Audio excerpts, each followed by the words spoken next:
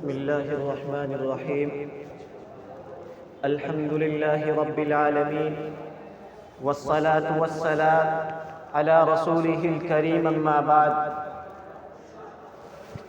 عمر کی عدالت کا صدا راج رہے گا، عمر کی عدالت کا صدا راج رہے گا، ہر دور عمر کا محتاج رہے گا.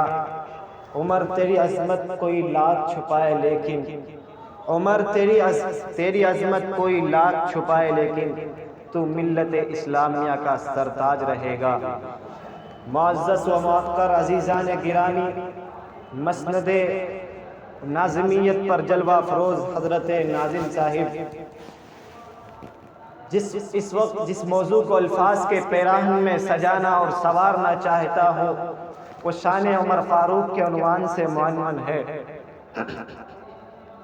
ارباب علم و دانش، جب میں نے گلدستہ نبوت کا مطالعہ کیا تو رب کعبہ کی قسم ہے ہر پھول اپنی اپنی خوشبو میں مہکتا ہوا نظر آیا. ہر صحابی اپنی شان و شوکت میں، اپنے مقام و مرتبے میں، اپنے جاہ و جلال میں بے مثال نظر آیا. لیکن میں قربان جاؤں، آپ قربان جائیں، ساری دنیا کے لوگ قربان جائیں فاروق اعظم کی شان پر. آپ بھی قربان جائیں، میں بھی قربان جاؤں، تمام دنیا کے لوگ قربان جائیں فاروق اعظم کی جاہ و جلال پر، فاروق اعظم کی جاہ و منزلت پر، جو صرف صحابی رسول بن کر کے دنیا میں نہیں آئے بلکہ وہ تو داماد علی بن کر کے آئے ہیں. نہیں، مجھے بولنے کی اجازت دیجیے. آپ صرف داماد علی ہی نہیں بلکہ وہ تو سسر رسول بن کر کے دامن اسلام میں آئے تھے. اس سے بھی آگے مجھے بولنے کی اجازت دیجیے. میں کہہ دینا چاہتا ہوں صرف آپ داماد علی ہی نہیں، صرف آپ سسر رسول ہی نہیں بلکہ آپ تو مراد رسول بن کر کے آئے تھے. نہیں مسلمانوں، مجھے اور بولنے کی اجازت دیجیے. میں تو یہ کہنا چاہتا ہوں آپ داماد علی نہیں، سسر رسول نہیں، آپ مراد رسول نہیں بلکہ انتخاب رب العالمین بن کر کے دامن اسلام میں فائز ہوئے تھے. اسی لیے تو فاروق اعظم تیری عظمت کو سلام ہے، تیرے مقام مرتبے کو سلام ہے. فاروق اعظم اور سلام کیوں نہ ہو جس کو میرے آقا علیہ السلام نے رات کی تاریکیوں میں، رات کے اندھیروں میں بیت اللہ کے غلاف کو رو کر کے رب سے مانگا تھا.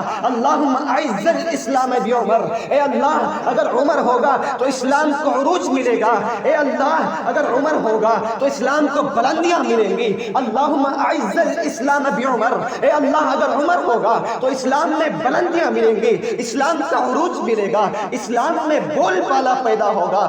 کون عمر ہے؟ سنتے جائیے جن کی شان میں میرے آقا علیہ السلام فرماتے ہیں ان اللہ جعل الحق علی لسان عمر وقلبی. جس کی شان کو بیان کرتے ہوئے میرے اور آپ کے آقا علیہ السلام نے احد جیسے پہاڑ کو مخاطب ہو کر کے فرمایا تھا. اس احد جس کے بارے میں زمان نبوت کی گویا ہوتی ہے لا نبی بعدی، میرے بعد کوئی نبی آنے والا نہیں ہے. لیکن ہاں سنو مسلمانوں، اگر خدا نہ خواستہ نبیوں کا سلسلہ جاری ہوتا، اگر حضور کے بعد نبی کو بھیجا جاتا تو میرے آقا نے فرما دیا لو کان بعدی نبی لکان عمر، کہ اگر میرے بعد کوئی نبی ہوتا، نبیوں کا سلسلہ ہوتا تو حضرت عمر فاروق ہوتا.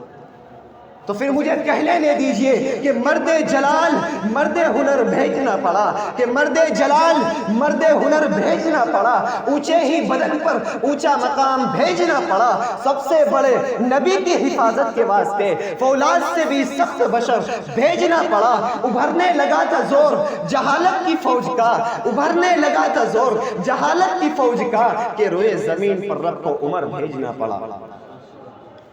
وہ کون عمر ہے؟ میں اور آپ قربان جاؤں. اگر میرے اور آپ کی مائیں بہنیں اگر آج پردہ کرتی ہے تو ہمیں قربان جانا چاہیے. وہ حضرت عمر فاروق کی احسان ہے. حضرت عمر فاروق نے مشورے کے طور پر رب سے فرمایا اے اللہ میرا مشورہ ہے کہ دنیا کے اندر پردہ سرعام ہو جائے، پردہ تمام ماں اور بہنوں کے بدنوں پر آ جائے. لیکن وہ فاروق اعظم جن کی تائید میں رب العالمین نے مشورے کی تائید کرتے ہوئے پردے کا حکم قرآن کا ایک جز بنا دیا. اللہ نے فرمایا یا ایھا النبی قل لازواجک وبناتک ونساء المؤمنین. اے میرے نوجوانوں، وہ کون عمر ہے؟ وہی عمر جن کے محلات زمین پر نہیں، جن کے محلات آسمانوں پر ہوا کرتے تھے. میرے اور آپ کے آقا علیہ السلام فرماتے ہیں ایک مرتبہ مجھے خواب میں دیدار ہوا. میں خواب میں کیا دیکھتا ہوں؟ اے عمر فرماتا ہے اللہ کے رسول کیا کہنا چاہتے ہیں؟ اللہ کے رسول فرماتے ہیں اے عمر میں نے خواب میں ایک محل دیکھا ہے. اے عمر وہ محل اتنا خوبصورت تھا، اتنا خوبصورت تھا، مجھے الہام ہوا، مجھے شک ہونے لگا، مجھے خوشی ہونے لگی کہ رب ذوالجلال نے میرے لیے جنت میں اتنا خوبصورت محل تیار کیا ہے. اے عمر لیکن مجھے پھر بھی تشفی نہیں ہوئی. جب تیرا چہرہ میرے سامنے آیا تو میرے ذہن میں ایک بات آئی کسی سے سوال کروں. حضرت جبرائیل آئے، جبرائیل سے پوچھا جبرائیل بتا میں نے خواب میں بہت ہی خوبصورت محل دیکھا ہے، مجھے شک ہوتا ہے یہ خوبصورت محل مجھ سے زیادہ کسی کا حق نہیں ہے کہ خوبصورت میرے ذمہ ہو. لیکن حضرت جبرائیل بھی جن کی شان میں یہ بیان فرما اٹھے اے اللہ کے رسول، اے اللہ کے نبی، یہ آپ کا محل نہیں ہے، آپ اتنا خوش فہمی میں نہ ہو، بلکہ یہ محل آپ کے امتی حضرت عمر فاروق بن خطاب کا ہے، جن کی شان میں میرے آقا علیہ السلام فرماتے ہیں کہ کل قیامت کے دن جب مجھے قبر سے اٹھایا جائے گا، جس وقت مجھے قبر سے اٹھایا جائے گا تو اس وقت میرے دائیں ہاتھ میں جس کا ہاتھ ہوگا وہ حضرت ابوبکر صدیق ہوگا. لیکن فرمایا جس کی شان میں کون عمر ہے؟ آپ آقا علیہ السلام نے فرمایا کل قیامت کے دن جب مجھے قبر سے اٹھایا جائے گا تو میرے بائیں ہاتھ میں جس کا ہوگا وہ حضرت عمر بن خطاب ہوگا.